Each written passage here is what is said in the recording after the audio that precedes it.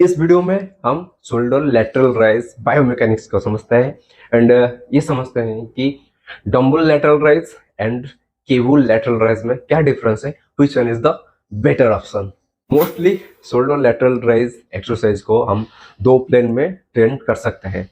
Number one is frontal lateral rise, another one is scapular lateral rise. पहले समझते हैं frontal lateral rise क्या होता है। फ्रंटल लेटरल राइज में आपका आर्म्स टोटली स्ट्रेट रहता है एंड बॉडी के साथ अलाइनमेंट होता है।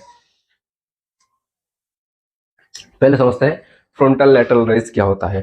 फ्रंटल लेटरल राइज में आपका जो आर्म्स का मूवमेंट होता है कुछ इस तरह मूवमेंट करता है, आर्म्स स्ट्रेट मूवमेंट करता है एंड जब डाउनवर्ड होता है वो बॉडी के साथ अलाइनमेंट होता है। अपवर्ड कंडीशन में स्ट्रेट रहता है, डाउनवर्ड कंडीशन में अलाइनमेंट रहता है। इसको हम बोलते हैं फ्रंटल लेटरल राइज।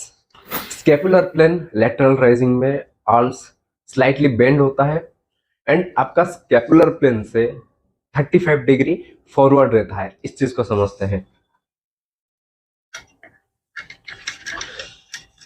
ये हो गया आपका आर्म्स।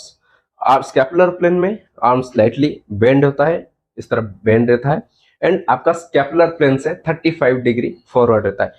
ये जो प्लेन आप देख रहे हैं ये हो गया आपका स्कैपुलर प्लेन। स्कैपुलर प्लेन से स्लाइटली फॉरवर्ड 35 डिग्री या 40 डिग्री फॉरवर्ड रहता है एंड लिडमस बेंड होता है। इस तरह मूवमेंट को बोलते हैं scapular plane lateral rising.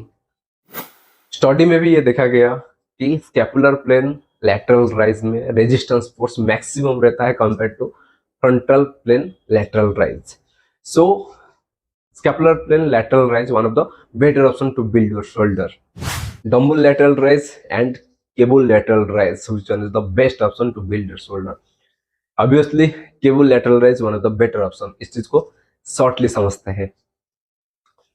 Dumbbell lateral raise में हम इसेंट्रिक मूवमेंट में कोई भी रोटेशनल फोर्स फील नहीं कर सकते हैं, बट केबल लेटरल राइजिंग में eccentric and concentric both movement में हम रोटेशनल फोर्स फील कर सकते हैं। इस चीज को समझते हैं। जब हम डंबल लेटरल राइजिंग करते हैं तो डंबल को जब ऊपर लेके जाते हैं तब यहाँ पे रोटेशनल फोर्स मैक्सिमम रहता है। अब जब नीचे लेके आते हैं तब इसमें जीरो रोटेशनल फोर्स हो जाता है, क्योंकि हमारा हाथ में डंबल रहता है। डंबल का एक ग्रेविटी रहता है, ग्रेविटेशनल फोर्स की वजह से रोटेशनल फोर्स जीरो हो जाता है। और ये जो वेट होता है, ऊपर जो वेट होता है डंबल होता है, वो हर बार नीचे की तरफ फोर्स करता है कि वो जो डंबल होता है वो हमारा हैंड को, हमारा जो आर्म्स होता है आर्म्स को नीचे की तरफ फोर्स करता है due to the gravitational force. इसकी वजह से रोटेशनल फोर्स जीरो हो जाता है। बट सेम टू सेम हम जब हाथ में केबल यूज करते हैं, जब आर्म्स में केबल यूज करके लेटरल राइजिंग करते हैं, तब अपवर्ड डायरेक्शन में rotational force and downward direction में भी रोटेशनल फोर्स हम फील कर सकते हैं। अपवर्ड डाउनवर्ड कंडीशन में रोटेशनल फोर्स फील कर सकते हैं। So cable lateral raise one of the best option to build your shoulder. इसमें हम डंबल लेटरल राइजिंग को बेटर बोल सकते हैं। जब बेस्ट की बात आता है तो cable lateral raise one of the best option. Dumbbell lateral raise one of the good exercise, that is the no doubt.